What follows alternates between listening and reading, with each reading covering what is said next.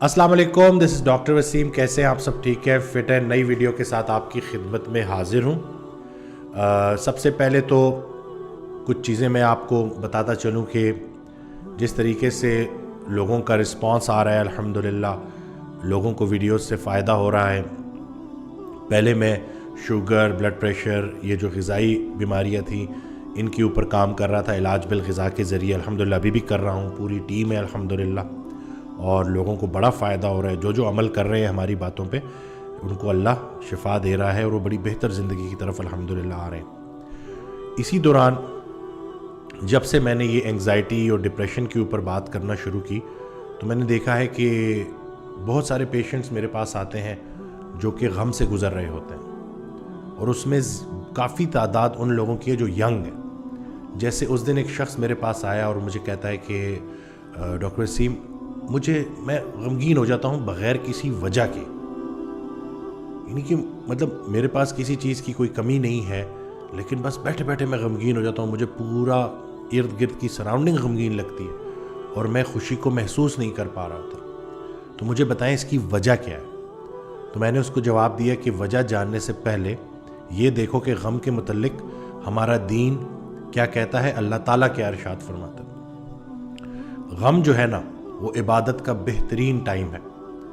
अगर आप गमगीन हैं और गमज़दा हैं तो देखें कि इस वक्त अगर आप अल्लाह से राब्ता अपना कायम कर लेंगे और इस मोमेंट पे आप अल्लाह की इबादत शुरू कर देंगे, अल्लाह से बातें शुरू कर देंगे, अल्लाह से अपना ताल्लुक़ मज़बूत करेंगे, तो ये बेहतरीन टाइम है इबादत का।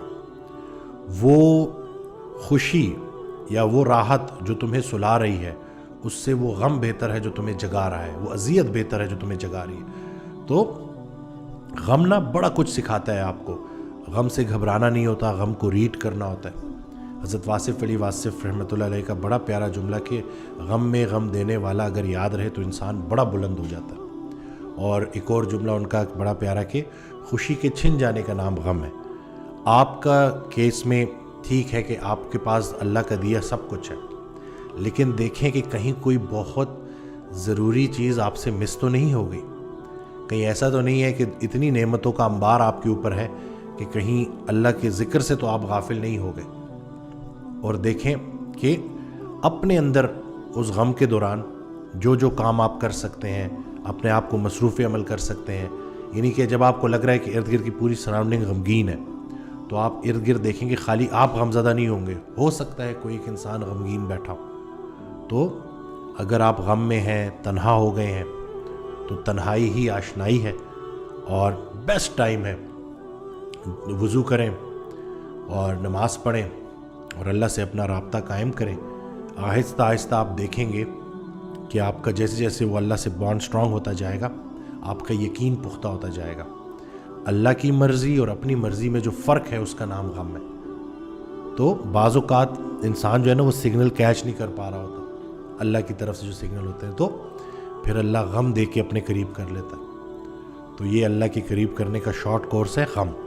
तो आप जैसे जैसे गम में को रीड करना शुरू करेंगे, अल्लाह को याद करना शुरू करेंगे, तो फिर यकीन जाने कि एक वक्त आएगा कि आप भी यही जुमला बोलेंगे कि जिसे मैं अपना बदतरीन दौर समझ रहा था वो बेहतरीन दौर का आगाज़ था। तो दिल की दुनिया जब आबाद हो रही होती है ना, तो गम से गुजारा जाता है। मुझे एक शख्स मिला, उसने मुझे ये कहा कि मेरे ऊपर ना शदीद गम आ गया। तो मैंने एक बुज़ुर्ग थे, उनको कॉल मिलाई और मैंने कहा कि हज़रत मुझे बहुत ज़्यादा गम आ गया। तो उन्होंने जवाब दिया कि बेटा, ऐसा लगता है तुझे किसी की दुआ लग गई है, क्योंकि ये जो गम है ना, ये जो मुश्किल वक्त होता है, या जो ये गम है, ये आपको वो बातें सिखा जाता है और वो चीज़ें बता जाता है, ज़िंदगी का वो सबक याद करा जाता है जो खुशी में आपको नहीं मिल सकता। और वैसे भी अल्लाह ताला का वादा है कि हर सख्ती के बाद आसानी है। तो जैसे जैसे आप गम की तरफ आएँ तो गम के आगे जाके खुशी है। और ये तो ज़िंदगी की खूबसूरती है ना, उतार चढ़ाव, सख्तियाँ, आसानियाँ, खुशी, गम, रोज़ा रखना, फास्टिंग करना, खाना, तो बस बैलेंस का नाम है। और बस चाहे खुशी हो चाहे गम हो, अल्लाह को नहीं भूलना और अल्लाह से अपना बॉन्ड स्ट्रॉन्ग करना है, और आप देखेंगे कि आहिस्ता आहिस्ता ज़िंदगी में बड़ी बेहतरी आ जाएगी। और تنہائی میں جب بھی آپ بیٹھیں نا اور آپ کویسچن کریں کہ دیکھیں کیا اللہ مجھ سے راضی ہے، آپ کو اگر یہ سوال آپ سوچتے ہیں تو اپنے آپ سے خود پوچھیں کہ کیا آپ اللہ سے راضی ہیں؟ جتنا آپ اللہ سے راضی ہیں اتنا اللہ آپ سے راضی ہے۔ جب اللہ کسی بندے سے راضی ہوتا ہے تو اس کو اپنے آپ پہ راضی کر لیتا ہے۔ تو دیکھیں کہ کہیں کوئی خواہشات ایسی تو نہیں رہتی ان نوٹسڈ جن کی وجہ سے آپ تنگ ہو رہے ہو، اور کوئی ایسی بات کہ جو دعا جو ابھی پوری نہیں ہوئی اور اس کی وجہ سے آپ پریشان ہو کہ پتہ نہیں کب جا کے اللہ میری یہ دعا پوری کرے گا۔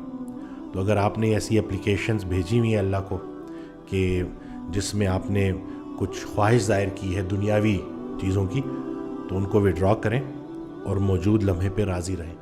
سر اٹھا کے اللہ سے کچھ مانگنے سے پہلے سر جھکا کے وہ ساری نعمتیں گن لینا جو اللہ نے آپ کو پہلے ہی دی ہوئی ہیں۔ رعایت نمبر 1، ہمیں رسول اللہ صلی اللہ علیہ وسلم کا امتی بنایا۔ رعایت نمبر 2 کہ توبہ کا دروازہ کھلا ہے، اور رعایت نمبر 3 کہ ہر انسان سے اپنا اپنا حساب ہونا ہے۔ تو جس غم کے مقام پہ آپ صبر کرتے گئے تو اتنا آپ اللہ کے قریب ہوتے جائیں گے۔ تو بس یہ ویڈیو آپ سب کے لیے ہے، ویڈیو شیئر کرنا نہ بھولیے گا، دعا میں یاد رکھیے گا۔ اللہ حافظ۔